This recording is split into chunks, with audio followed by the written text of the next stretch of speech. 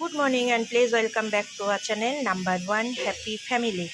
আজকে একটা নতুন রেসিপি নিয়ে চলে এলাম, সেটা হলো বুঝতে পারছো কি, ইলিশ মাছের তেলে ঝালে।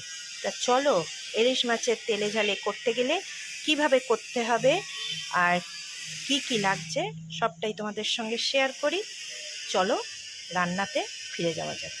ইলিশের তেল ঝাল করতে গেলে লাগবে, আমি এটা একটা 500 গ্রাম ওজনের একটা ইলিশ মাছ নিয়েছি, মাথার লেজা বাদে। ঠিক আছে, নুন হলুদ মাখিয়ে রেখেছি। আচ্ছা, সঙ্গে লাগবে হলো কালো জিরে আর শুকনো লঙ্কা, নুন হলুদ, একটু কালারের জন্য দেব কাশ্মীরি লঙ্কা, জিরে গুঁড়ো, কাঁচা লঙ্কা চেরা আর গ্রেট করে কেটে করে রাখা আদা। আর এখানে এইভাবে আমি আলুর পিসগুলোকে করেছি, 3টে আলু, ছোট ছোট 3টে আলু দিয়ে করেছি। আর এই মশলাটা আমি দেখিয়ে দিচ্ছি, এই মশলাটা আমি করে রেখেছি। এখানে যে কটা আমি মশলা দেখালাম, এই মশলাগুলো আমি হালকা একটু ঈষৎ উষ্ণ জলে ভিজিয়ে রেখে দিয়েছি। মানে দেখাতে হবে মুখে কী কী আমার সুবিধার্থে এগুলোকে ভিজিয়ে অলরেডি রেখে দিয়েছি। আপনারাও যখন করবেন এইভাবে আধ ঘন্টা থেকে 45 মিনিট একটুখানি ভিজিয়ে রাখবেন ঈষৎ উষ্ণ জলে। সে তেল ঝালের জন্য আমি কিন্তু কাঁচা মাছ দিয়েই করব, ঠিক আছে? কোনো মাছ ভাজবো না। কড়াই তেল দিয়ে নিই, কড়াটা গরম হয়ে গেছে, আমি একটু আগে ভাগে কড়াটা বসিয়ে রেখে দিই। এই যে তেল দিয়ে দিলাম। ইলিশের তেল ঝাল যেহেতু, তেলের পরিমাণটা একটু বেশি লাগবে।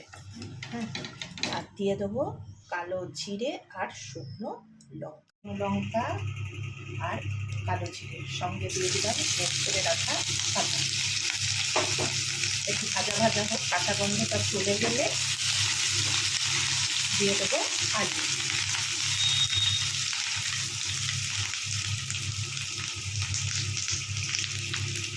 দিয়ে দিচ্ছি আলু, একটু ভাজা ভাজা হোক, তারপর ওই ভিজিয়ে রাখা যে মশলাটা দেখালাম ওইটা দেবো। একটু ভাজা ভাজা হয়ে গেছে, এবার দেবো কাঁচা লঙ্কা আর যে মশলাটা করে ভিজিয়ে রেখেছিলাম দেবো।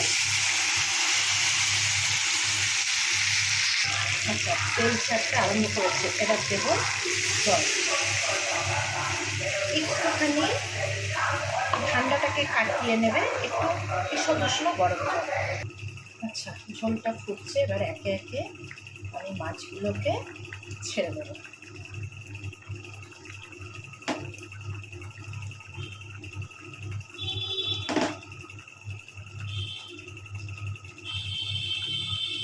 কেমন হলো কিন্তু তোমরাও এইভাবে করে দেখো কেমন লাগে, ঠিক আছে?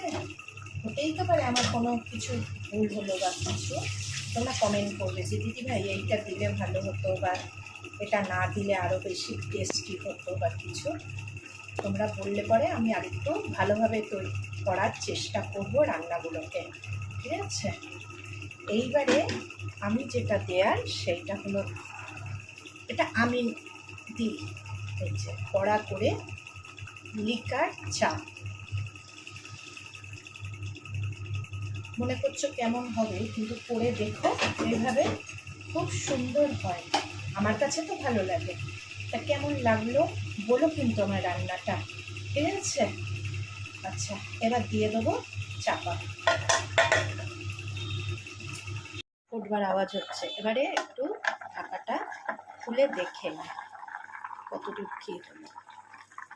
বাহ, দেখে তো মনে হচ্ছে ভালো হয়েছে। আর একটুখানি যেহেতু আলু দেয়া, একটুখানি আলুগুলো দেখে নেবো, আলুও সিদ্ধ হয়ে গেছে। তো এইভাবে রান্না করে দেখো, খেয়ে দেখলে তবে বুঝবে যে কীরকম হলো না হলো। আমার মুখের কথায় কেন বিশ্বাস করবেই বা হবেই বা, এক একজনের মুখের স্বাদ এক এক ধরনের, তাই জন্য বলছি এইভাবে রান্না করে দেখো, মনে হয় ভালো লাগবে। চলো আজকের জন্য টাটা, আবার অন্য কোনো দিন অন্য কোনো রান্নার রেসিপি নিয়ে নাম্বার ওয়ান হ্যাপি ফ্যামিলি হাজির হবে। ততক্ষণের জন্য সবাই সুস্থ থাকবে, ভালো থাকবে, টাটা।